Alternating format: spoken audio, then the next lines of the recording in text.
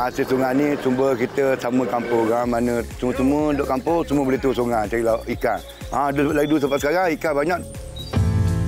Memang waktu pandemik dulu pun banyak pakai duit dengan bantuan yang diberikan oleh kerajaan untuk anak yang baru lahir ni dapat mengurangkan beban.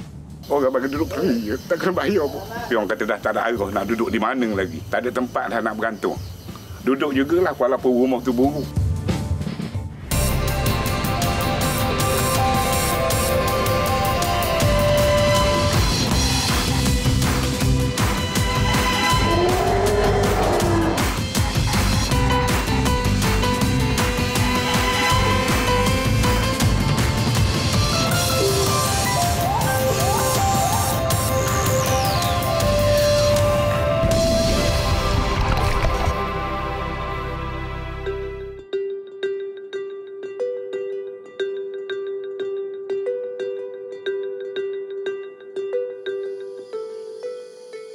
Berusia 130 juta tahun, Taman Negara Pahang antara hutan tertua di dunia.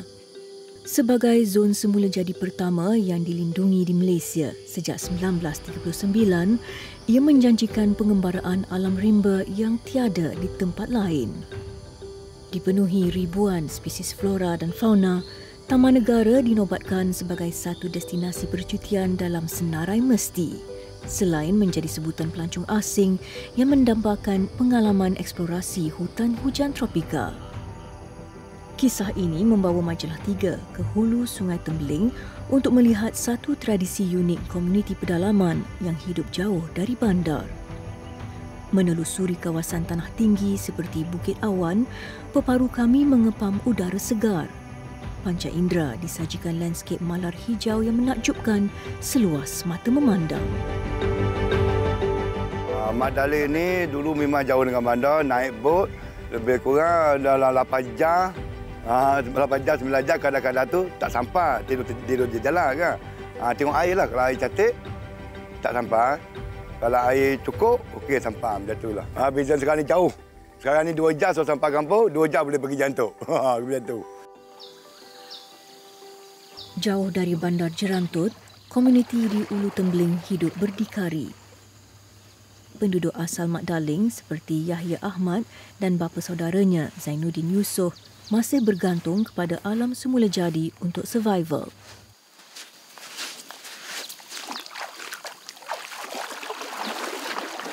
Hidup tepi sungai ni kita, masa kita kecil lepas sekolah itu, selalu masuk hutan, cari ikan tepi sungai sama orang tua kita, arwah-arwah orang tua kita kan. Sampailah kita dewasa, kita boleh buat sendiri. Kini, selain kerja kampung, kehidupan di destinasi percutian memberi peluang kepada Yahya dan penduduk tempatan mencari rezeki dengan membawa pelancong. Walaupun Jabatan Perhilitan membenarkan aktiviti memancing, akses jalan yang jauh dari bandar menyebabkan penduduk hanya mencari hasil sungai untuk kegunaan harian, bukan untuk dijual di pasar. Hasil sungai ni sumber kita sama kampung orang, mana tak adalah jualan lah, mana makan sendirilah. Mana kita nak ikan, kita cari sendiri ikan macam tu. Semua boleh. Semua duduk kampung, semua boleh turun sungai cari ikan. Lagi dulu sampai sekarang ikan banyak, tapi dulu besar, sekarang dah kecil. Macam tu. Keindahan desa-desa kecil yang terletak jauh di Ulu Tembeling masih dijaga rapi. Antara permata tersembunyi di sini ialah Kampung Kuala Sat yang menawarkan pakej pelancongan serta sanctuari ikan yang diusahakan anak muda kampung.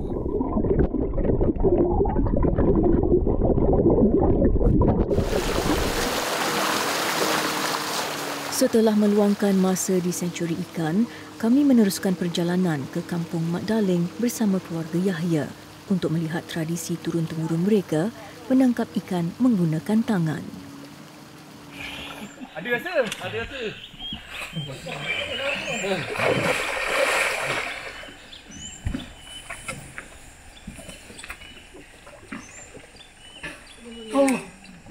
Yo, kita ambil udak terus.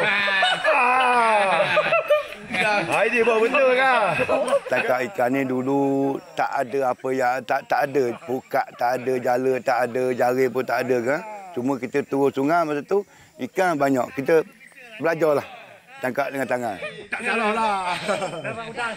Kau dah bagi ikan di depan. Sejak dahulu, kebanyakan penduduk mempunyai kemahiran air yang tinggi.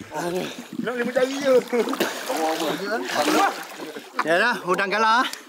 Spek warna oren. Berapa lama menyelam? Dalam 3 minit lah.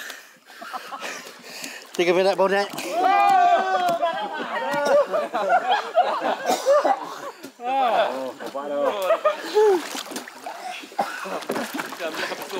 Tak ada rahsia, cuma kebolehan diri sendiri je. Siapa yang kebolehan diri sendiri, siapa yang pantas, dia okey macam tu. Mana yang tak pantas sikit, kurang sikit macam tu. Dia berlumba-lumba nak boleh kepantasan ni. Macam tu. Kita ambil besar-besar juga. Oh, je ni. Sini banyak ni, sini banyak. Ada tapi tak besar. Ada tak, dia ada tapi tak besar. Ni sedap bang. Ada spiros semua. Tak sampai bang. Ni kita pakai gagal bang. Yang besar-besar. Atas nasib rezeki bang, dapat yang besar kita besar bang. Tak dapat. Kecil.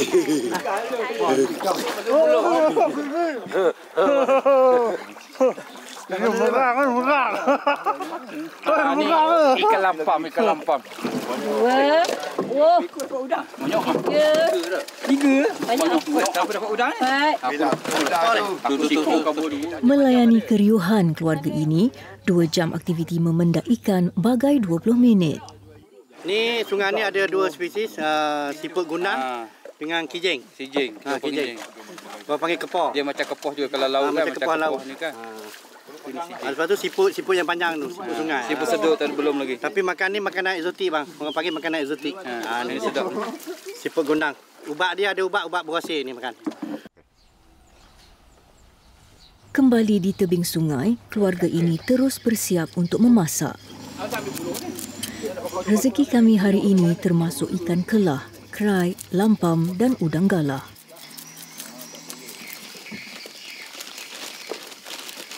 Biarpun arus dunia berubah dan generasi muda termasuk keluarga Yahya mempunyai kerjaya profesional, mereka masih mempunyai kemahiran kelangsungan hidup tinggi yang mampu membantu terutamanya dalam situasi sukar.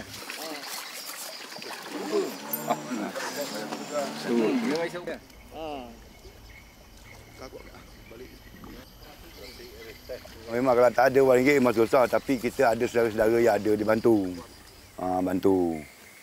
Kita tengok susah sama kampung ni semua anak beranak. Dia susah kita bantu. Orang ni susah bantu macam tu lah. Mana sebelum dia dapat kerja tu kita bantu dulu. Kalau dia kerja dia pulang balik macam tu lah. Di samping mengekalkan tradisi unik Mak Daling, keluarga ini turut membawa komuniti pemancing tegar dari seluruh pelosok negara.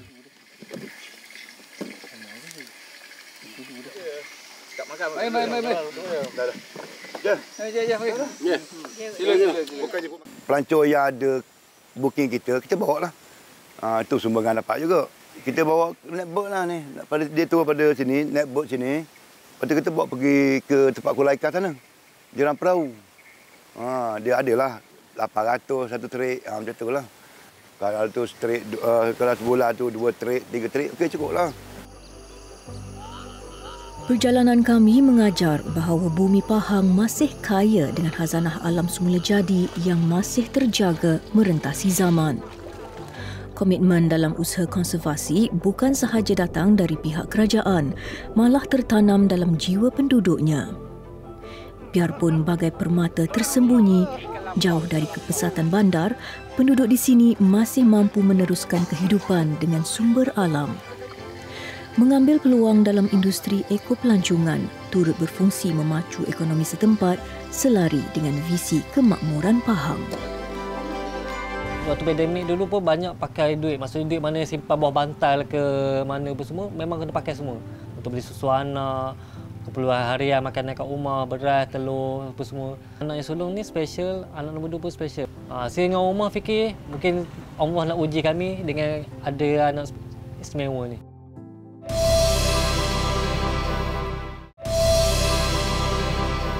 Pada tahun 2022, usaha murni ini diperkembangkan lagi dengan memperkenalkan program Anak Kebanggaan Pahang atau dengan izin Pahang Pride Kit. Program ini adalah satu program bagi membantu para ibu bapa yang baru melahirkan dan juga yang baru mengharungi cabaran, terutama dari sudut ekonomi dalam membesarkan bayi. Di samping turut meraihkan kegembiraan mereka melahirkan cahaya mata.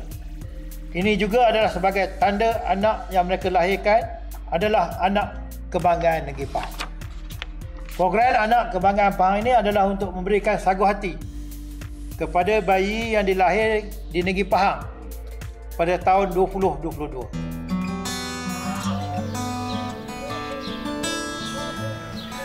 Sungai Ular, 35 km dari ibu negeri Pahang, Kuantan. Di sini terletaknya kediaman sebuah keluarga muda. Muhammad Zamir Ismail dan Nur Hasimah Ghani, pasangan suami isteri yang dikurniakan dengan 4 orang cahaya mata. Berkahwin sejak 8 tahun lalu, anak sulung mereka lahir setahun kemudian.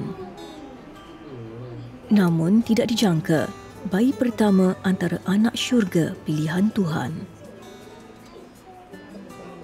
Dapat tahu yang kata dia special ni 3 hari sebelum bersalin. Maksudnya doktor dapat detect dekat hospital Kuantan. Bila doktor kabarkan berita macam tu, jadi bercampur bauk. Sedih ada apa semua. Tapi bila fikir balik kata tak semua orang boleh terima anak OKU ni. Saya dengan Omar fikir mungkin Allah nak uji kami dengan ada anak istimewa ni. Zamir, graduan bidang pengurusan makanan dari Institut Kemahiran Belia Negara Bacok, Kelantan. Berasal dari Sik Kedah, dia sebelum ini bekerja di dapur sebuah restoran yang terletak di sebuah pusat peranginan terkenal. Namun, sejak hampir 2 tahun lalu, ini rutin harian Zamir, bersiap menuju ke gerai kuih tradisional miliknya dan isteri.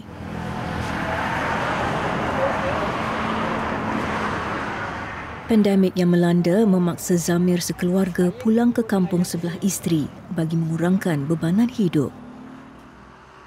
Memulakan perniagaan sendiri memberikan cabaran berbeza kepada mereka. Dibantu ahli keluarga lain dan jiran tetangga, Zamir menjadikan lokasi pesisir jalan menuju ke Cerateng ini sebagai tempatnya berniaga. Dia sendiri tidak menyangka takdir Allah membawanya ke sini. Jadi bila lahirnya anak pertama ni, dengan takdir Allah tu kata dapat dengan anak apa kurang keupayaan ni, betul-betul pilih berniaga sepenuh masa. Macam-macam lah dah cuba. Berniaga barang plastik, berniaga nasi lemak. Macam mana boleh berniaga kuih bakar ni di kampung halaman belah isteri saya ni. Belum ni duduk KL. Sambil berniaga apa semua, tapi waktu mula-mula PKP dulu, COVID ni, maksudnya tak ada sumber pendapatan. Jadi bila kata dah boleh rentah balik negeri tu, bawa utusan dengan rumah, balik duduk sini. Mula-mula tu ikut abang ipar turun ke laut. Tapi sebab kita minat berniaga, tanyalah tapak yang luar tu. Rupanya tapak tu pun adik-beradik belah isteri juga.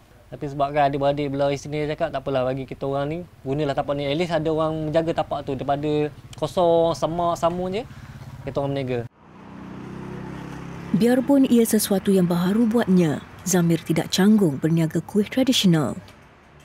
Macam mana tercetusnya berniaga kuih bakar ni daripada mak mertua. Mak mertua punya resepi lah. Dengan ada orang kampung jugalah sini. Ikutnya kami ni orang muda, nak buat kuih orang lama ni memang ambil masa. Lama tu selama setahun 5 bulan kita orang startip berniaga tu, alhamdulillah. Sampai kita orang, saya dengan rumah ni boleh bancu sendiri kuih tu. Hasil tangan sendiri. Kita boleh startip alhamdulillah setahun 5 bulan. Startip berniaga kuih bakar, baconnya dengan akak. Ayah dua orang je. Ayah dua orang je.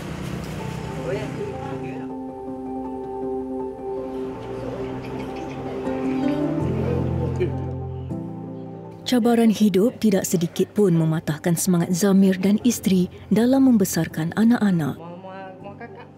Bantuan Pahang Pride Kit yang diumumkan kerajaan negeri membantu mereka sekeluarga meringankan beban yang dipikul.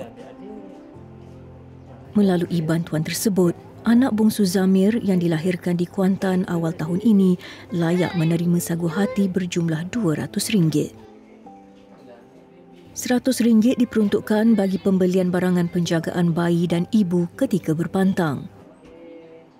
Selebihnya adalah untuk simpanan masa depan anak terbabit menerusi akaun simpanan Ain Nuri. Ia rahmat kecil buat keluarga muda sepertinya.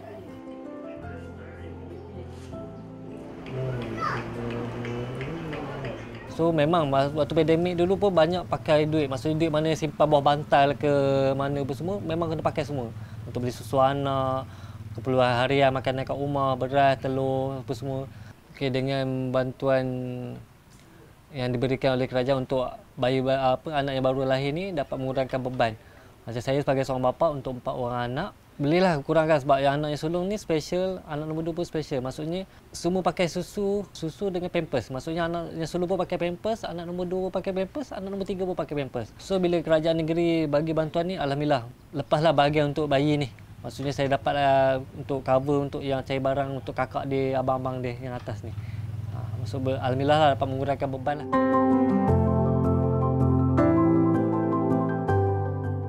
Bak kata pepatah, kecil tapak tangan, nyiru ditadahkan. Memang setahun duduk di pondok tu lah. Apa hujan ke apa ke, terimalah basah ke apa. Nak lari ke mana? Situ je boleh tempat berlindung. Yang kata alhamdulillah lah. Walaupun kata pondok tu kecil, walaupun dapat berteduh lah daripada hujan dengan panas.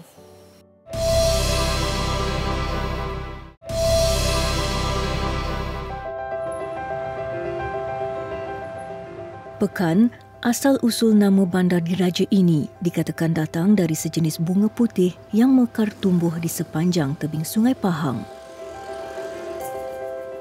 Padat dengan aktiviti perniagaan, Pekan diangkat sebagai pusat pentadbiran dan ibu negeri Pahang pada lewat abad ke-19. Kini ia menyimpan pelbagai warisan seperti Tenun Pahang yang menjadi tarikan pelancong saban tahun. Bandar ini turut melahirkan 2 Perdana Menteri Malaysia. Menjunjung legasi ini, visi kemakmuran Pahang termasuk memastikan rakyatnya hidup sejahtera. Majalah 3 bersama sebuah keluarga di Kampung Tanah Putih yang menjadi penerima Rumah Rakyat Pahang, inisiatif yang diperkenalkan pada tahun 2020. Menyediakan kediaman kepada yang memerlukan, program ini bagai rezeki besar Nuraini Abdullah setelah bertahun hidup sekangkang kera. Masa muda dulu, akak pernahlah bekerja macam kerja kilang. Sampai sekarang ni dah berkahwin, baru akak ikut suami berniaga. Berniaga tu maknanya daripada macam berniaga obat, macam apa jual-jual kain baju. Macam tu lah. Ibu kepada 2 orang anak ini banyak bekerja sambilan sebelum berjinak dalam dunia perniagaan. Nuraini peniaga pakaian terpakai di pasar malam, manakala suaminya Ahmad Ghazali menjual ubat tradisional. Belanja harian tu orang kata boleh tak menyusahkan orang. Maknanya lepas pada modal, maknanya lebih pada tu kita boleh buat belanja lah. Maknanya kita rasa macam tak susah nak hidup. Maknanya pulangan tu pun walaupun sikit, tapi alhamdulillah lah.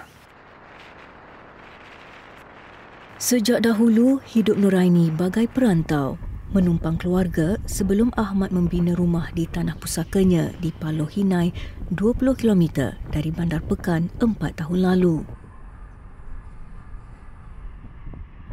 Biarpun dihimpit kesusahan, pasangan ini cekal mencari peluang yang ada demi kelangsungan hidup. Di sebalik suasana kampung yang sejuk mata memandang, perjalanan ini sesuatu yang sukar buat mereka. Bagai berhadapan dengan pengalaman pahit lampau yang sukar dilupakan.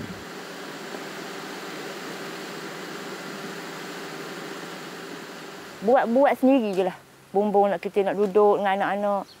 Walaupun kecil, pondok. Biasalah pondok bukannya besar sangat. Bukan macam rumah sekarang. Boleh tidur, boleh berteduh daripada hujan dengan panas je. Down sungguh.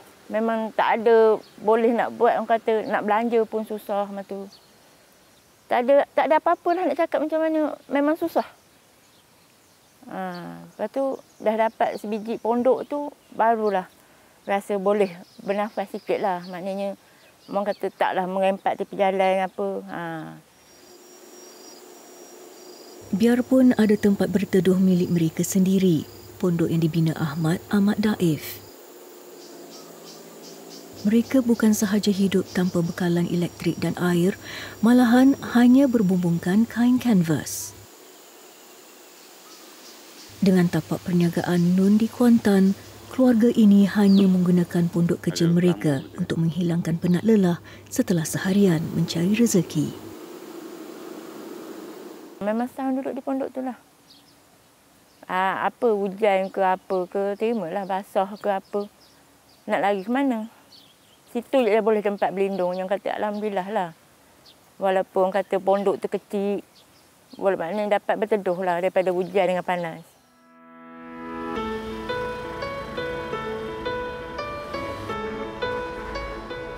Bandar Bera, Pahang. Di sini terletaknya pejabat daerah dan tanah Bera sejak 30 tahun lalu. Ia diamanahkan untuk mentadbir daerah, pembangunan tanah, fizikal dan kemasyarakatan yang cekap, adil dan berkesan seiring wawasan negara.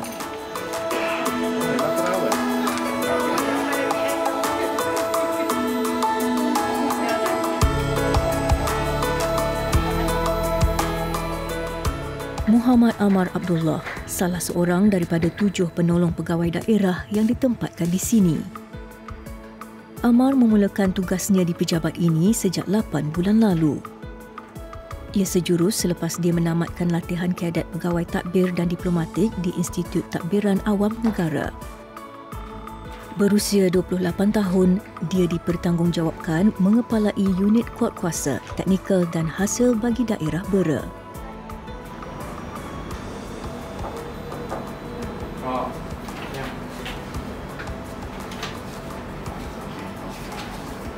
Ini untuk apa ni, Mas? Untuk buat permohonan tanah. Oh, tanah. Dekat mana? Dekat Paijen ni. Oh, okey. Ada 2 je? Ada 2 je.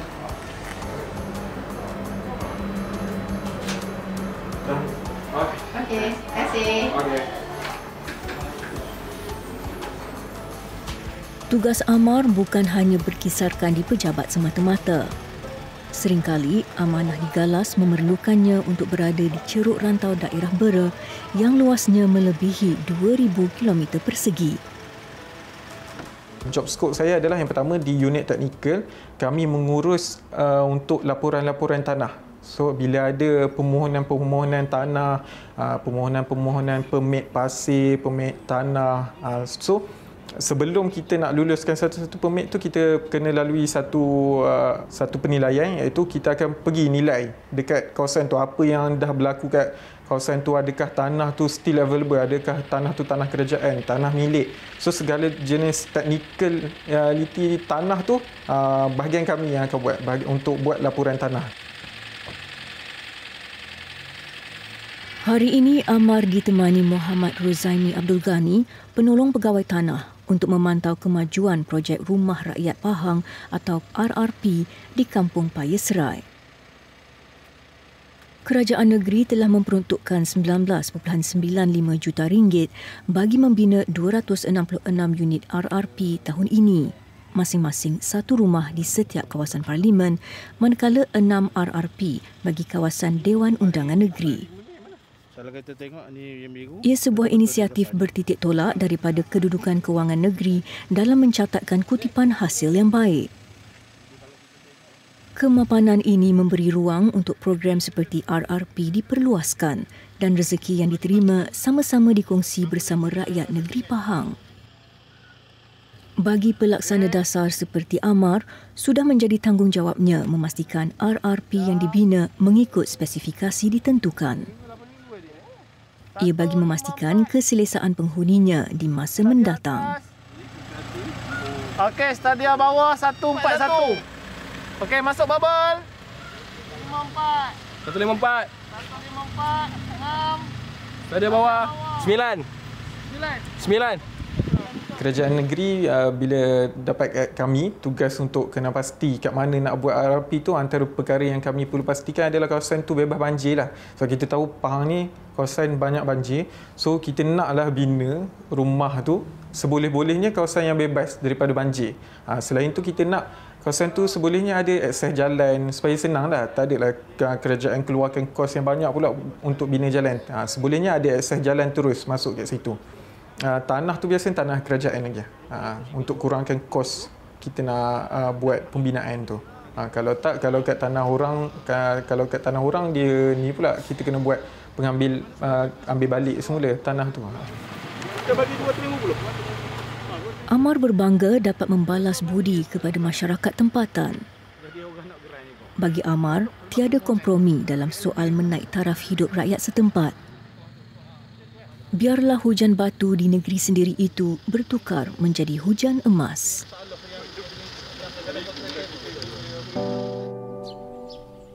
Tahun 2019, dengan pendapatan yang masih tidak memberi pulangan yang cukup, keluarga Nuraini meninggalkan pondok mereka di Paluh Hinai untuk terus cuba mencari peluang baru di tempat lahirnya, Kampung Tanah Putih. Hanya sehelai sepinggang, kenalan lama Nuraini membenarkan mereka untuk tinggal di rumah pusaka keluarganya. Tawaran diterima dengan penuh syukur. Namun rumah ini tidak jauh beza dengan pondok lama mereka. Memang akak datang waktu tu, rumah tu dalam keadaan memang usang lah. Maknanya lantai kena baiki, dinding kena baiki, bumbung, atap-atap semua suami akak yang buat lah. Kalau tidak memang tak boleh duduk lah, rumah dah lama tinggal kan. Terletak hanya 200 meter dari rumah baru mereka, Nuraini dan Ahmad mengenang kembali kesukaran hidup yang ditempuhi demi sesuap nasi. Kalau hari tak hujan tak apalah. Kalau hari hujan dengan ribut dengan benda, berkocok habis hatam. Pop berubah habis ni macam ni. Habis ni berlubang, jangan cerita kena berlubang dinding ni. Goyang dinding kan. Nampak? Ini belah sini, belah sana tolak lagi kuat. Berkocok tapi dia lah takut, memang takut, ribut. Runtuh nak berkata benda. Dengan anak-anak, ngapa dengan kecil. Tempat berlindung umpama tiada fungsi. Setitis hujan tetap membasahi keluarga ini. Selain rumah kian mereput, serangan anai-anai turut merosakkan dokumen penting dan gambar kenangan. Yang paling tidak boleh dilupakan saat getir di mana Ahmad terpaksa mengeluarkan ular sawa yang melingkar di ruang tidur mereka. Tapi orang kata dah tak ada arah nak duduk di mana lagi. Tak ada tempat dah nak bergantung. Duduk jugalah walaupun rumah tu buruk. Tapi hanya ke satu, orang pun belah kesian. Jadi maknanya kita pun tak ada duit. Orang bagi duduk pergi, tak kena bayar pun. Memang susah sebenarnya. Memang susah, tapi tak ada arah. Beli beras kilo. Inilah keadaan rumah. Telur RM2 untuk makan anak. Bukan senang. Lepas tu lah baru nampak nengkat-nengkat ada duit. Sikit kutip besi buruk jual. Ada model buat berniaga air kelapa. Berbekalkan sedikit wang simpanan, Nuraini dan Ahmad memulakan perniagaan air kelapa di Kampung Pulau Serai, kira-kira 3 km dari rumah mereka. Pada mulanya, mereka hanya menggunakan 10 biji kelapa sehari. Tetapi rezeki di kala pandemik, permintaan air kelapa melonjak naik. Walaupun ia tidak menghapuskan virus COVID-19, air kelapa mampu mengurangkan masalah cirit-birit, salah satu gejala yang dialami pesakit.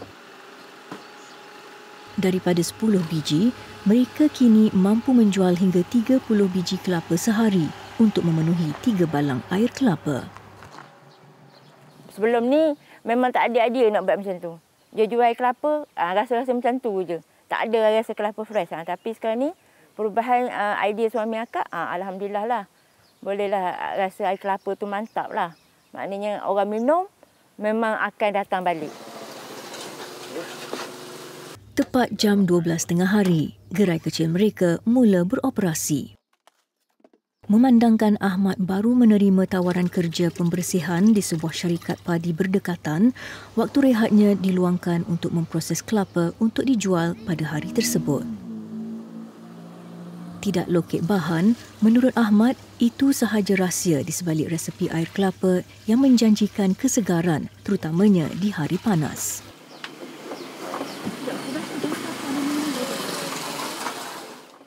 Hasil keuntungan air kelapa digunakan untuk membeli peralatan masakan apam balik yang turut menjadi pilihan pelanggan lama dan baharu.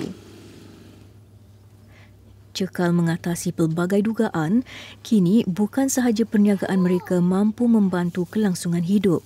Pasangan ini turut terpilih sebagai penerima awal Rumah Rakyat Pahang. Macam rumah yang akak dapat sekarang ni pun, akak rasa macam tak percaya tau. Sebabnya proses nak dapat tu bukan masa yang lama akak tunggu.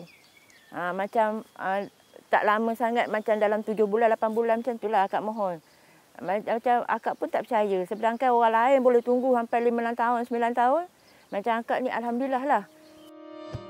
Daripada ilham Menteri Besar Pahang, Datuk Seri Wan Rosdi Wan Ismail dengan misi membantu lebih ramai golongan kurang berkemampuan memiliki kediaman sendiri, ia kini semakin berkembang. Fasa pertama yang menelan belanja RM6.37 juta telah menghasilkan 98 unit rumah rakyat Pahang yang turut dinikmati keluarga Nuraini. Keluarga yang terpaksa mengharungi pelbagai cabaran demi kelangsungan hidup. Sebanyak 206 unit lagi sedang dibina di seluruh negeri dengan kos RM13.39 juta. Semoga usaha murni ini memberi sinar buat rakyat Pahang yang cekal mencari rezeki tidak kira rintangan melanda. Dekat Mat Tafiz ni macam kita tahu kan, dia nak bentuk pelajar yang jadi holistik. So dia bukan sekadar belajar akademik saja, Quran saja, tak. Dia nak bentuk sasiah diri pelajar tu. Karakter dia tu adalah karakter seorang yang hafal Quran dan mengamalkan dia. So benda tu bergerak seiring.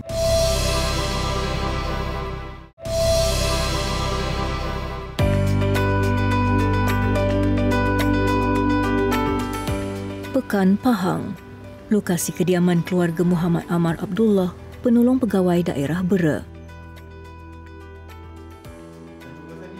Apabila masa mengizinkan, Amar akan pulang untuk menziarahi ibu bapanya bila hujung minggu berkunjung tiba. Bapanya, Abdullah Ahmad, berkhidmat di Pejabat Agama Islam Pekan, manakala ibunya, Pakitah Ahmad, seorang guru agama. Latar belakang agama keluarganya antara faktor Amar melanjutkan pelajaran di Universiti Al-Azhar, Mesir. Dia juga antara graduan cemerlang Mahat Tahfiz Negeri Pahang. Kesemua ini diperolehinya melalui tajaan pendidikan bagi anak-anak tempatan dari Yayasan Pahang, sebuah badan berkanun yang ditubuhkan kerajaan negeri bagi meningkatkan kemajuan pendidikan, sukan dan kebudayaan negeri. Alhamdulillah, selama 10 tahun daripada saya Form 1 sampai Form 5, habis Form 5 saya sambung universiti daripada tahun pertama Tamhidi sehingga saya habis dapat tajaan daripada Yayasan Pahang. Saya rasa mungkinlah sebab basically saya punya akademik itu quite strong lah, sebab saya UPSR dapat 5A, PMR 9A, SPM 9A. So saya rasa itu mungkin kriteria yang pertama lah yang menyebabkan Yayasan Pahang sudi untuk beri tajaan daripada saya sekolah rendah sehingga universiti. Selain itu mungkinlah saya bolehlah elaborate benda-benda yang bersesuaian lah dengan kita nak bercakap tentang satu benda-benda yang polisi ke apa. Saya suka cakap pasal benda tu. Mungkin tu nilai tambah yang ada lah. Amar tidak keseorangan dalam menerima rezeki Allah melalui penajaan pendidikannya. Bapa, ibu dan adik Amar juga antara yang bertuah dapat melanjutkan pelajaran di Menara Gading berkat tajaan Yayasan Pahang. Kerja ni janganlah stres sangat. Yang kita minta pada Allah, kita ada Allah, kita mohon pada Allah. Orang berbudi, kita berbahasa. Orang memberi, kita merasa. Kesemua ahli keluarga Amar kini kembali berbakti kepada negeri tanah tumpah darah mereka ini. Ia lambang sinergi kehidupan rakyat dan negeri. kami tak mampu nak tanggung perbelanjaan pendidikan kami kan. So saya rasa bantuan daripada Yayasan Pahang ni dah beri impak yang sangat besar di keluarga saya. Mungkin kalau tanpa bantuan daripada Yayasan Pahang ni mungkin kedua-dua ibu bapa saya tak dapat nak sambung pengajian kat Al-Azhar. Macam tu juga saya mungkin tak mampu nak sambung kat Al-Azhar. Macam tu juga adik saya mungkin tak mampu nak sambung dekat Jordan. So saya sangat berterima kasih lah dengan kemudahan kewangan daripada Yayasan Pahang ni, kami semua mampu untuk masuk ke Menara Gading. Baguslah apa yang dibuat oleh Yayasan Pahang, kerajaan negeri itu membantu anak-anak Pahang ni untuk melanjutkan pelajaran ke arah lebih tinggi lah. Sekurangnya dapat beri semangat ke anak-anak Pahang ni untuk semangat untuk terus belajar kan. Saya pun dulu mendapat terjaan Yayasan Pahang juga kan. Lepas tu anak cik ni Mahama dan juga adik dia pun dapat terjaan Yayasan Pahang. Memang bagi orang yang sederhana ni memang suka sangatlah sebab dapat tajaan tu. Beri semangatlah untuk pelajar ni. Terima kasihlah Yayasan Pahang banyak membantu anak-anak Pahang ni lah untuk terus majulah untuk menggali ilmu Allah. Menggali ilmu Allah, misi hidup Ammar sejak kecil. Selain bergelar profesional, dia juga seorang hafiz Al-Quran. Pembentukan Sasiah Ammar banyak dibantu keluasan pengalamannya, lebih-lebih lagi berkelana ke negara luar. Bismillahirrahmanirrahim. Wallahu yuridu an yatuba alaikum wa yuridu alladhina yattabi'una ash-shahawati an tamilu mailan 'azima. Kita bukan sahaja belajar menggunakan kaedah yang moden kat universiti, tapi kita guna satu tradisi yang dah lama, ribuan tahun hidup kat sana, iaitu tradisi halaqah-halaqah dekat Masjid Al-Azhar. So saya rasa tu membentuklah karakter yang kita bukan sekadar ikut silibus universiti, tapi kita ikut sendiri ulama'-ulama' yang duduk mengajar dekat masjid tu. Dan saya rasa yang dekat masjid tu adalah salah satu pendekatan yang terbaik lah, sebab kita berguru, orang kata benda, bertemu lutut dengan guru kita kat sana. So kat situ satu pengalaman yang menarik lah, dekat Al-Azhar kita belajar macam itu. وَمَنْ يَفْعَلْ ذَلِكَ عُدْوَانًا وَظُلْمًا فَسَوْفَ نُصْلِيهِ نَارًا وَكَانَ ذَلِكَ عَلَى اللَّهِ يَسِيرًا صَدَقَ اللَّهُ الْعَظِيمُ.